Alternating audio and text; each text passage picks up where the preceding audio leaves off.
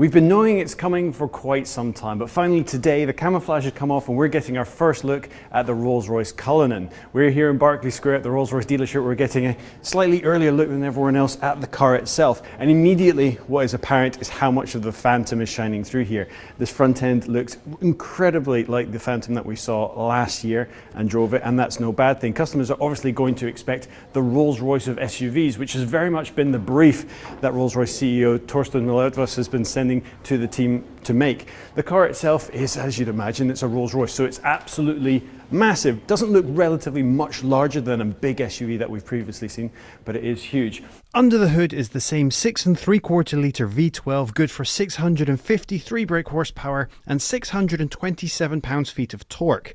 This is the first time Rolls-Royce has produced an all-wheel drive vehicle, so that power is going to be delivered to all four wheels. From some of the preview videos that we've seen of the car being tested, and it has really been tested to within an inch of its life, as you can see from the mule, which is behind us here, still caked in mud from Scotland where it's only just come down.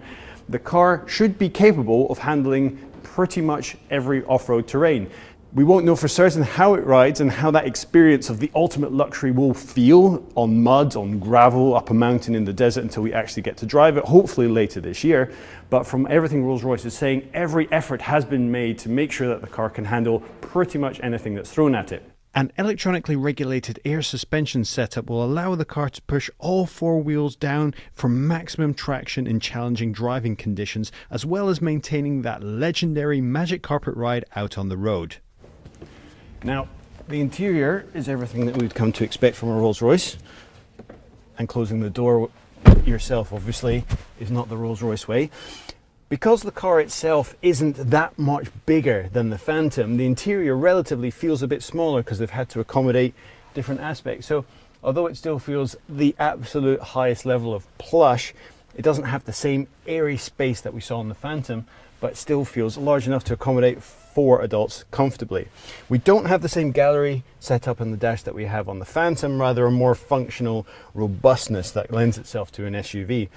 The higher driving position won't feel that much different from the Rolls-Royce Phantom, which was already quite a chunky car with a high position, but this, more than any other Rolls-Royce, surely will be marketed at people as a car they want to drive themselves. So this commandeering position, driving position high up on the road will feel very welcome.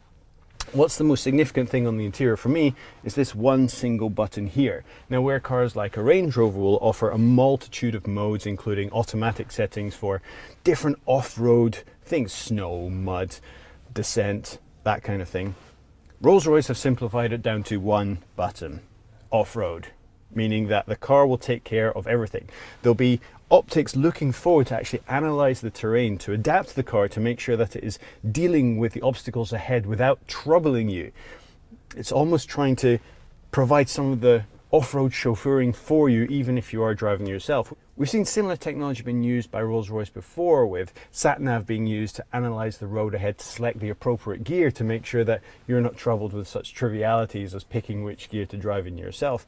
We imagine SUVs to be of a certain kind of design, and the platform seems to be similar on first regard, but Rolls-Royce are telling us how the cabin is insulated from the rest of the car, making it a true 3-box vehicle. At 2,660 kilograms, it's slightly heavier than the Rolls-Royce Phantom, but in person it doesn't feel overly large for an SUV.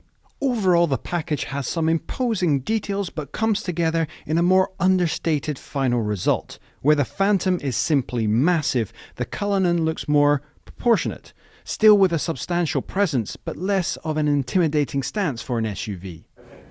Like all good Rolls-Royces, there's a party trick round the back. Being a Rolls-Royce, you can have it made bespoke to whatever wish you want, but this particular option was quite appealing to me. So-called viewing platform. If you want to take your car to anything from your kids' sports day to watching the wildebeest on the savannah, you can now do that in comfort. This is going to change tailgate parties forever. Little table there. There you have it, the most expensive seat at the game you can possibly imagine. Prices will start at £210,000, about 325,000 US dollars, and we'll expect that to go steeply up as soon as you start to add anything bespoke to the car itself. Now, from what we know about luxury SUVs, we can pretty much guarantee that this will sell in droves despite that high price tag. But I, for one, can't wait to actually try this thing out off-road to see how it handles and how that ultimate luxury ride deals with some mud.